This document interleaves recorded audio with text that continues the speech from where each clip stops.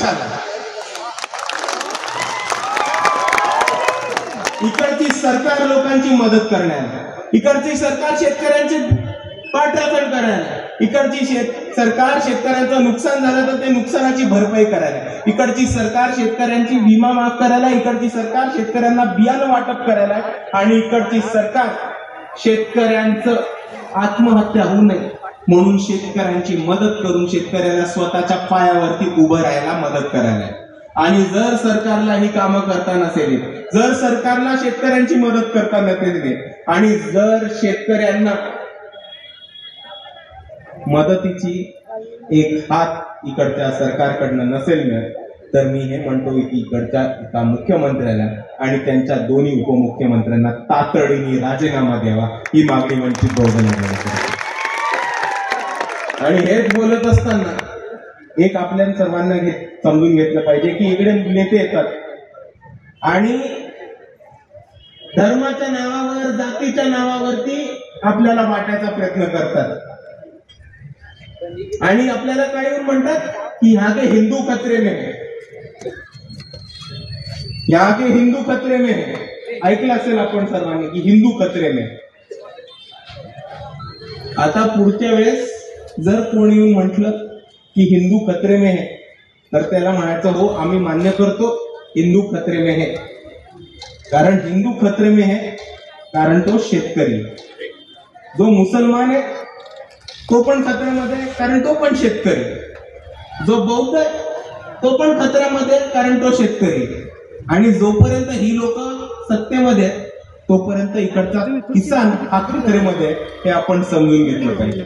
आणि म्हणून जेव्हा इकडे कोणीही म्हणेल की इस देश का हिंदू खतरे में है, त्याला म्हणायचं हो बाबा हिंदू खतरे में है, लेकिन सबसे ज्यादा इस देश का किसान खतरे में है. या भूमिकेवरती आपल्याला काम आहे.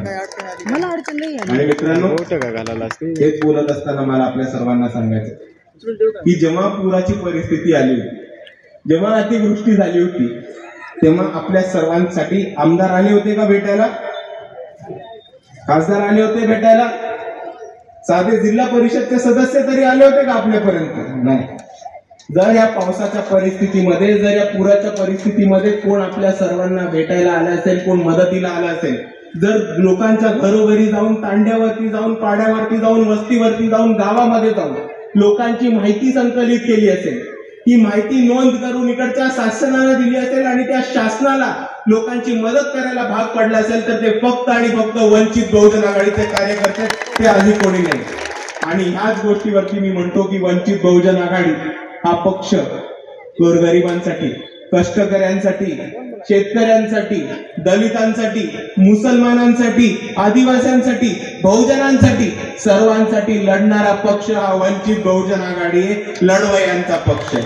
आणि हेच मी तुम्हाला उदाहरण देऊन सांगतो. जेव्हा गायरानाचा मुद्दा आला तेव्हा गायरांची जमीन इकडच्या शेतकऱ्यांच्या नावावर करणारा पक्ष हा वंचित बहुजन आघाडी होता. जेव्हा शेतकऱ्यांचा हमी भावाचा मुद्दा आला तेव्हा MSP रद्द करा आणि हमी भाव लागू करा हे मागणी करणारा पक्ष हा वंचित बहुजन आघाडी होता. आणि जेव्हा इकडच्या RSSने औरंगाबादच्या एका वंचित बहुजन आघाडीच्या युवकाला चुकीच्या गुन्ह्यामध्ये, नॉन बेलेबल ऑफेन्स मध्ये अडकवण्याचा प्रयत्न केला, तेव्हा महाराष्ट्रातला नाही तर भारतातल्या इतिहासातला पहिला RSSच्या छातड्यावरती मोर्चा काढणारा पक्ष सुद्धा वंचित बहुजन आघाडी.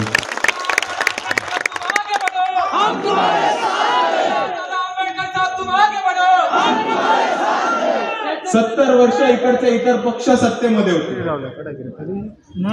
आपला एक आमदार नाही, खासदार नाही, आपला कोणी मंत्री नाही, संत्री नाही, पण आपल्याला फरक पडत नाही.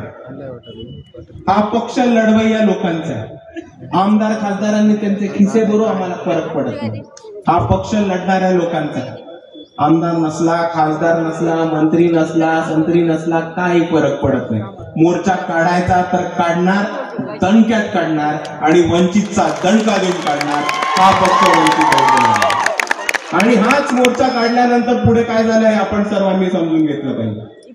वंचित बहुजन आघाडीने मोर्चा काढला, औरंगाबाद या शहरामध्ये परभणी, हिंगोली, बीड, अहमदनगर या सगळ्या आजूबाजूच्या शहरातनं पोलीस फोर्स बोलवला गेला होता.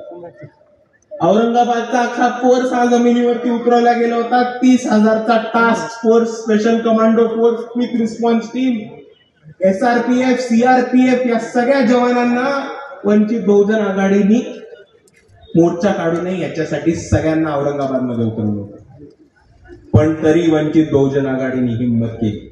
तरी वंचित बहुजन आघाडीने तो मोर्चा काढला आणि तरी वंचित बहुजन आघाडीने तोच मोर्चा यशस्वी करून दाखवला. हे मी आपल्या सर्वांसमोर इथे नमूद करतो. आणि त्याच्यानंतर काय झालं तर तो मोर्चाची चर्चा गावोगावी गेली.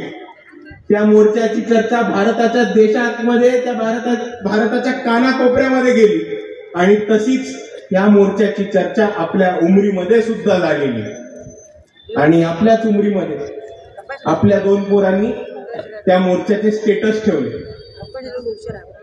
आणि वंचित बहुजन आघाडीच्या RSSच्या विरुद्धच्या मोर्चाचे स्टेटस ठेवण्यासाठी इकडच्या गावगुंड्यांनी, इकडच्या प्रस्थापितांच्या भाडोत्री गुंड्यांनी त्या पोरांना पकडून मारायचा प्रयत्न केला. पुढच्या 3 तासामध्ये वंचित बहुजन आघाडीचे कार्यकर्ते इथे आले, पोलिसांना बोलवलं आणि जे मारेकरी होते त्यांना बरोबर वंचित बहुजन आघाडीनी वंचितांचा दणका दाखवून दिला आणि दाखवून दिलं की वंचित केलं. आणि मी परत एकदा म्हणतो की वंचित बहुजन आघाडी हा लढवय्यांचा पक्ष आणि तसेच 2 लढवय्ये आज आपल्यामध्ये उभे राहिले, आपल्यामध्ये उपस्थित आहेत. ओंकार लांडगे दादा,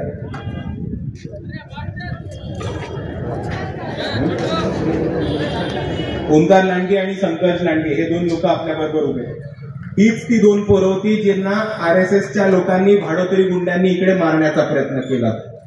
आणि आज या गुंड्यांना मी एकच गोष्ट म्हणतो, आज इथे उपस्थित राहिलेली गर्दी बघा, आज इथे उपस्थित राहिलेली लोक बघा. जर परत वंचित बहुजन आघाडीच्या लोकांना, जर परत दलितांच्या, वंचितांच्या, बहुजनांच्या पोरांना, मुसलमानांच्या पोरांना स्टेटस ठेवण्यासाठी, पोस्ट टाकण्यासाठी किंवा वंचित बहुजन आघाडीचं काम करण्यासाठी कोणीही हात लावला तर इतकी सगळी लोक तुम्हाला सोडल्याशिवाय राहणार नाही. हे मी आज इथे उभं राहून तुमच्या उमरीमध्ये ओंकार दादा आणि संघर्ष दादांना बरोबर घेऊन सांगतोय. त्यांना विनंती समजायची तर विनंती समजा, आव्हान समजायचं असेल तर आव्हान समजा आणि धमकी समजायची असेल तर धमकी समजा. परत एकेकाने वंचिताच्या पोराला, दलिताच्या पोराला, मुसलमानाच्या पोराला कोणीही हात लावला तर त्याला इकडे वंचित बहुजन आघाडी तोडून हकलल्याशिवाय आम्ही राहणार नाही. हे आपल्या सर्वांसमोर. आणि मित्रांनो, जाताना मला आपल्या सर्वांसमोर एकच मुद्दा म्हणतो की हा जो पक्ष आहे हा लढवय्यांचा पक्ष आहे. भाऊ, तुझं वय किती? 17. तुझं वय किती? 17. बघताय तुम्ही ह्या पक्षात 17 वर्षाची पोरं लढायला, 17 वर्षाची पोरं इकडच्या प्रस्थापितांना दुखवतात. आणि जेव्हा बाळासाहेबांना भेटायला जातात तेव्हा नांदेडच्या SP ला सुद्धा पळत येऊन या दोघांची माफी मागायला लागते. अशी परिस्थिती इथे. आणि जेव्हा SP बाळासाहेबांना भेटायला गेले तेव्हा SPनी बाळासाहेबांना म्हटलं, याहो बाळासाहेब, या दोघांनी अजून FIR वरती सही नाही केली, यांना सांगा FIR वरती सही करायला, मगच आम्ही तक्रार आमच्या पद्धतीने पुढे करू शकतो. तेव्हा हे दोघं काय बोलले माहितीये का तुम्हाला? माहितीये का? हे दोघं म्हटले, आम्हाला तक्रार नाही करायची, आम्ही इकडे आलो तर फक्त बाळासाहेबांना बघायला. बाळासाहेबांनी SP गेले की त्या गावगुंड्यांना आम्ही आमच्या पद्धतीने बरोबर बघून घेतो. ही बोलण्याची हिंमत ठेवणारे हे 2 17 वर्षाची पोर आहेत. आणि ह्या 17 वर्षांच्या पोराला लढायला हिंमत देणारा हा आंबेडकरवादी विचार आहे.